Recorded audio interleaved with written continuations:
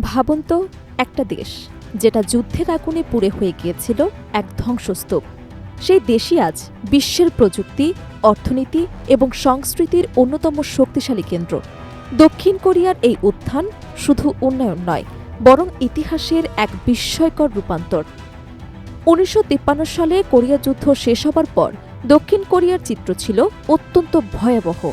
সিউলের রাস্তায় ভাঙা ভবন, ধ্বংসপ্রাপ্ত সেতু আর সর্বত্র ধ্বংসস্তূপ। দেশের প্রায় ২৫% সম্পদ তখন পুরোপুরি ধ্বংস হয়ে যায়। মাথাপিছু আয় নেমে আসে মাত্র $৬৭, যা তৎকালীন অনেক দরিদ্র দেশের চেয়েও অনেক কম। প্রাকৃতিক সম্পদ বলতে ছিল প্রায় কিছুই না, শুধুই সীমিত কৃষিজমি। খাদ্য সংকট ছিল নিত্যদিনের বাস্তবতা। মানুষকে টিকে থাকতে পাহাড়ি ঘাস ও লতাপাতা পর্যন্ত খেতে হতো। এই ভয়াবহ পরিস্থিতি থেকে উত্তরণের প্রথম চেষ্টা ছিল আমদানি ভিত্তিক শিল্পনীতি, কিন্তু তা খুব একটা সফল হয়নি। দেশটি তখন মূলত যুক্তরাষ্ট্র সহ পশ্চিমা সাহায্যের উপর নির্ভরশীল ছিল।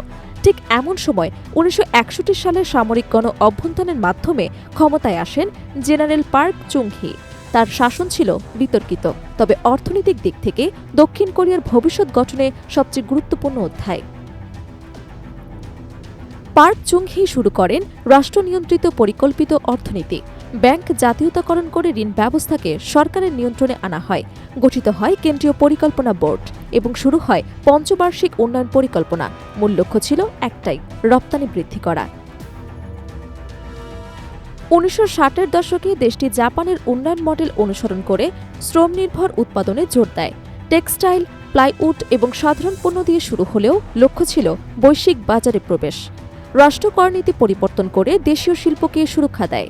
কাঁচামাল আমদানিতে কর কমানো হলেও বিদেশি পণ্যের ওপর উচ্চ শুল্ক আরোপ করা হয়। ফলে স্থানীয় শিল্প দ্রুত বিকশিত হতে থাকে। সস্তা শ্রমশক্তিকে কাজে লাগিয়ে উৎপাদন বাড়ে, আর ধীরে ধীরে মানুষ গ্রাম ছেড়ে শহরমুখী হতে শুরু করে। সিউল, বুসান এবং অন্যান্য শহরে গড়ে ওঠে শিল্পাঞ্চল। ১৯৭০-এর দশকে আসে আরও বড় পরিবর্তন। শুরু হয় সেমাল উদং বা নতুন গ্রাম আন্দোলন, যার মাধ্যমে গ্রামীণ অবকাঠামো উন্নয়ন ব্যাপক বিনিয়োগ করা হয়। সিমেন্ট ও ইস্পাত সরবরাহ করে সরকার আর গ্রামবাসীরা নিজেরাই উন্নয়ন কার্যক্রম পরিচালনা করে। এই উদ্যোগ গ্রামাঞ্চলে উন্নয়ন ত্বরান্বিত করলেও আঞ্চলিক বৈষম্য তৈরি করে। পরবর্তী ধাপে দক্ষিণ কোরিয়া প্রবেশ করে ভারী শিল্পে, ইস্পাত, জাহাজ নির্মাণ এবং রাসায়নিক শিল্পে। এই পর্যায়ে বড় বিনিয়োগ প্রয়োজন হওয়ায় সরকার পরিবার নিয়ন্ত্রিত বড় শিল্পগোষ্ঠী বা চিবল ব্যবস্থাকে শক্তিশালী করে। স্যামসাং, এলজির মতো প্রতিষ্ঠানগুলো রাষ্ট্রীয় সহায়তায় বিশ্ববাজারে উঠে আসে। তবে এই দ্রুত উন্নয়নের একটি বড় মূল্য ছিল। রাজনৈতিক স্বাধীনতা সীমিত ছিল, বিরোধীদের দমন করা হতো। অর্থনৈতিক অগ্রগতির পাশাপাশি সামাজিক বৈষম্য বাড়তে থাকে, কিন্তু রাষ্ট্রের দীর্ঘমেয়াদী পরিকল্পনা অব্যাহত থাকে। শিক্ষা ব্যবস্থাও হয়ে ওঠে এই উন্নয়নের অন্যতম প্রধান ভিত্তি। বাধ্যতামূলক প্রাথমিক শিক্ষা, কারিগরি প্রশিক্ষণ এবং উচ্চশিক্ষায় বিনিয়োগ দেশকে দক্ষ মানব সম্পদে পরিণত করে। ১৯৯০-এর দশকে প্রযুক্তি এবং ডিজিটাল শিক্ষায় জোর দেওয়া হয়, যা পরবর্তীতে দেশটিকে প্রযুক্তি বিপ্লবের নেতৃত্বে নিয়ে যায়।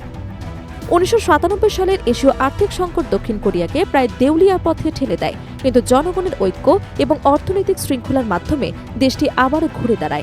এমনকি জনগণ বিপুল পরিমাণ স্বর্ণ সরকারকে দান করে, যা বিশ্ব অর্থনীতিতে এক অনন্য উদাহরণ হয়ে আছে। পরবর্তী সময়ে দক্ষিণ কোরিয়া শুধু অর্থনীতিতেই নয়, সংস্কৃতিতেও বিশ্বজুড়ে প্রভাব বিস্তার করে। কে-পপ সিনেমা এবং টেলিভিশন কন্টেন্টের মাধ্যমে হালিউ ওয়েভ তৈরি হয়, যা বিটিএস বা সিনেমা প্যারাসাইট এর মতো সাফল্যের মাধ্যমে বিশ্বব্যাপী ছড়িয়ে পড়ে। বর্তমানে দক্ষিণ কোরিয়া শুধু একটি প্রযুক্তি রপ্তানিকারক নয়, বরং অস্ত্রজাহাজ এবং উচ্চ প্রযুক্তির অন্যতম শক্তিশালী দেশ। তারা কৃত্রিম বুদ্ধিমত্তা ও ভবিষ্যৎ প্রযুক্তিতে বিশ্ব নেতৃত্বের লক্ষ্য বড় বিনিয়োগ করছে।